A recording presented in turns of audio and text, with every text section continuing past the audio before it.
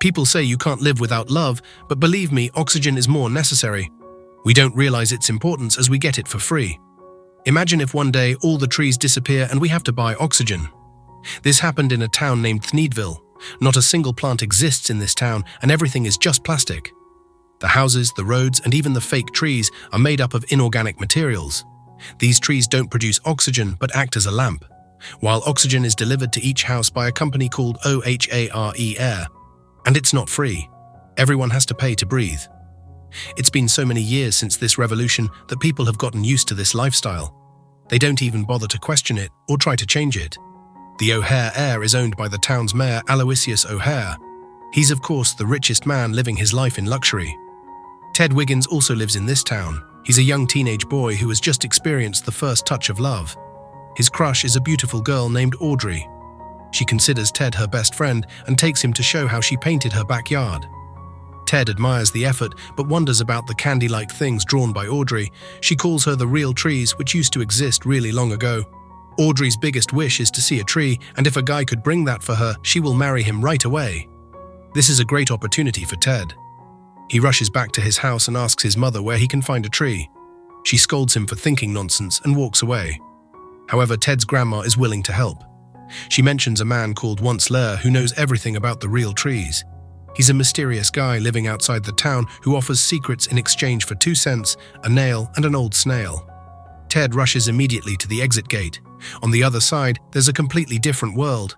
A deserted place with no sign of life at all. Driving his one tired bike, Ted proceeds to the address Grandma gave. It's on the other side of a destroyed bridge. On reaching there, he finds the street of the lifted Lorax. The smog sets away, revealing a scary abandoned house. The door tag reads Onceler's name. As Ted rings the bell, a trap throws him up in the air and a huge hook catches him. A scary old man is peeking from the window. He warns Ted not to come to him ever again. But Ted is determined and asks what happened to the real trees. Hearing the word trees drives Onceler's attention. He blames himself for destroying all the trees. It happened a long time ago when Onceler was just a young, enthusiastic boy. He set out on a journey to find the right material for his new invention. After traveling for several days, he finally reached a place worthy of being called paradise. It had singing fish, dancing bears, exotic birds, crystal clear water, and fluffy, colorful trees.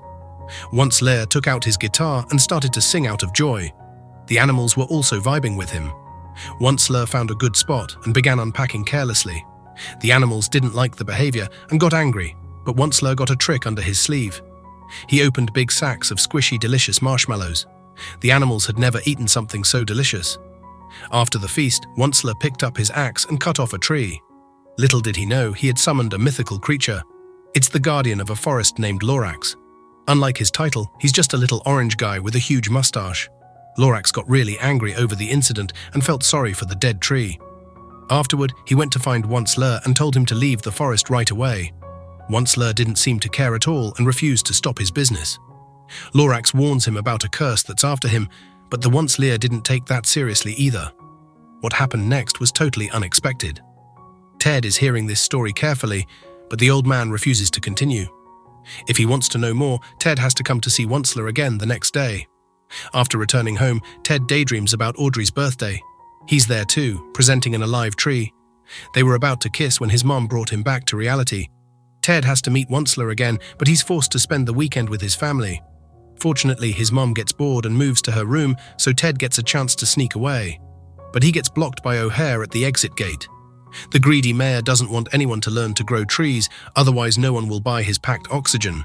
He warns Ted not to mess with him, as he's keeping an eye on every citizen, but the lover boy isn't backing up at any cost. After O'Hare leaves, Ted gets out of town again. Once Lair is quite shocked to see him again. He knows Ted is doing it for a girl. A boy does a stupid thing once because he's a boy, but if he does it twice, it's for a girl. Saying this, Once Lair continues his story. During his first night in the forest, the Lorax teamed up with the animals and carried Once Lair along with his bed. Then he threw him in the river. Accidentally, a baby bear was left on the bed too.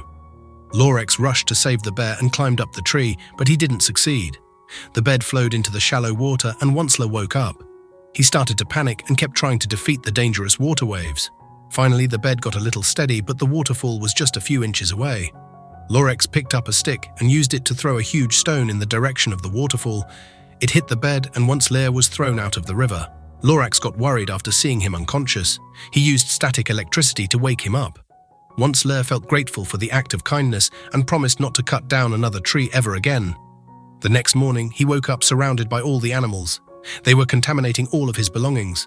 Onceler got angry and decided to leave for marketing his business. Using the fir tree, he made a fabric piece called thneed that can be used in multiple ways, as a scarf, as a rug, as a towel, and a lot more. Lorax made fun of his weird invention and predicted its failure. He was right. Everyone else also made fun of Onceler's invention. He lost his heart and threw away the thneed. It accidentally fell over the head of a beautiful girl. She looked really trendy, and now everyone else needs a thneed too. Unaware of his success, Onceler is living his life with the forest animals. Suddenly, a crowd of people marched his way while requesting a thneed. He's about to get rich.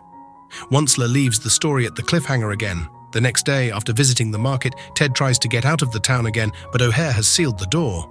Ted looks around and finds a cloud-high building. He uses it to jump out of the town boundaries.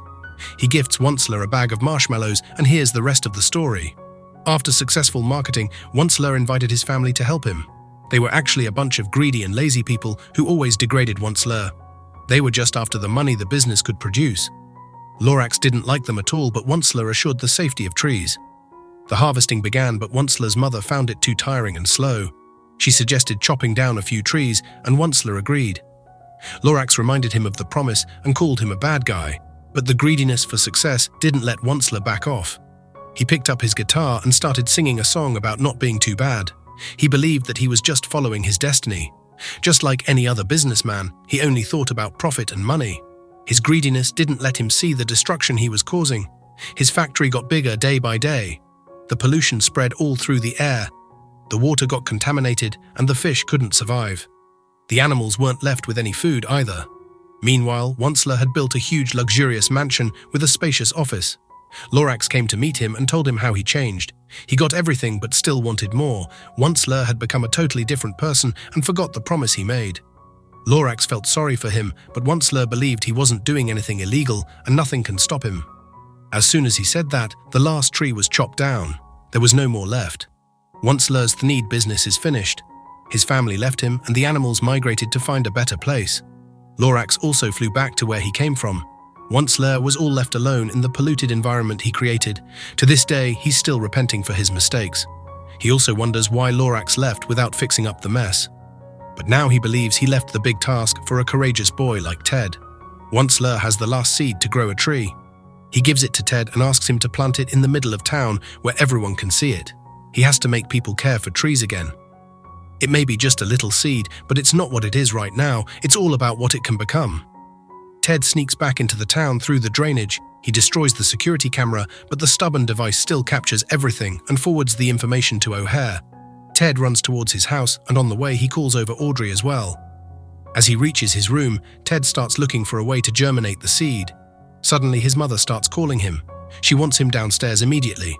While leaving in a rush, Ted hits the water bottle and it falls over the seed. O'Hare has come to meet him again. He asks Ted to hand over the seed but gets refused. O'Hare orders his men to investigate Ted's bedroom. They look through everything but can't find the seed. Ted's mother comes over and gets angry at the ill-mannered behavior. O'Hare leaves on her request, but he will keep an eye on them. After his departure, Ted starts searching for the seed. He only finds Grandma's stick. She has saved the seed. The germination has started already. It's definitely a heartwarming sight. Audrey reaches there too. She gets so excited to see a real plant for the first time in her life. Ted requests her help in planting the seed in the middle of town, but the O'Hare's security guards are standing right in front of their house. It's Mom's showtime. She gets into her high-tech car, turns on the music, and drives away.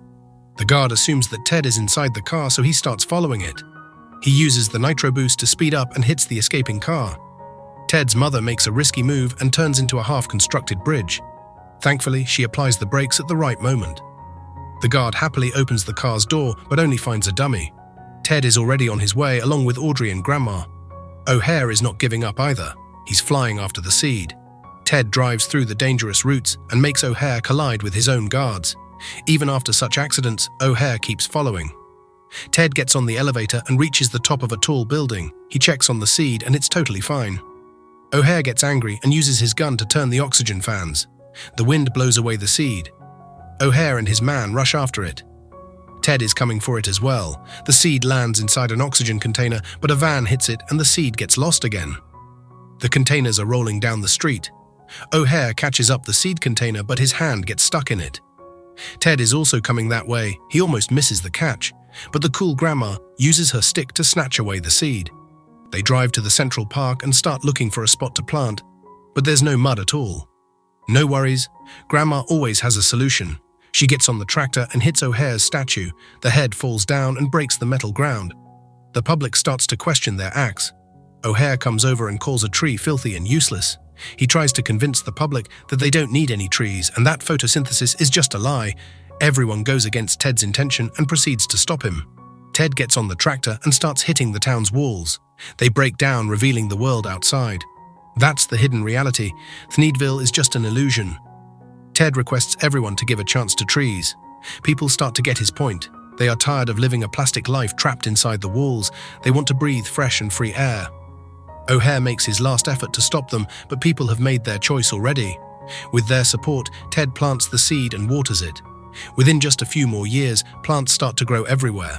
Once-ler has come out of his house as well and waters his little garden daily. Animals are coming back too, but Once-ler is looking forward to someone else, his old friend, Lorax.